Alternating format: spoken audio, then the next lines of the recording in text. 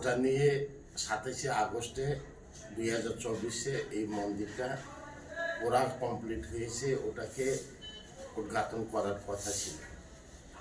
প্রাকৃতিকের যে বন্যার কারণে সেটা পিছিয়ে দেওয়া হয়েছে। এখন 16 সেপ্টেম্বর 2024 আগামীকাল সোমবার দিন, তিথি ত্রয়োদশী এবং ভালো তিথি।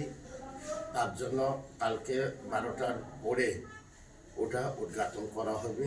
9:30 থেকে মহা শান্তিযজ্ঞ আরম্ভ হবে এবং মন্দির উদ্ঘাটন করার মধ্যে আসার কথা এখন আমাদের উত্তরপ্রদেশের যোগী আদিত্যনাথজি আর আমাদের ত্রিপুরার সিএম থাকবেন, আমাদের প্রদীপ কিশোর মানিক্য বাহাদুর মহারাজ থাকবেন এবং বিপ্লব কুমার দেবও থাকবেন।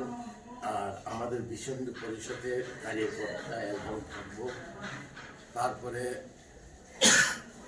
অন্যান্য আমাদের বিধানসভার এমএলএ, বিধায়ক আর আমাদের মিনিস্টারগুলি, এমপি ওরাও থাকবেন।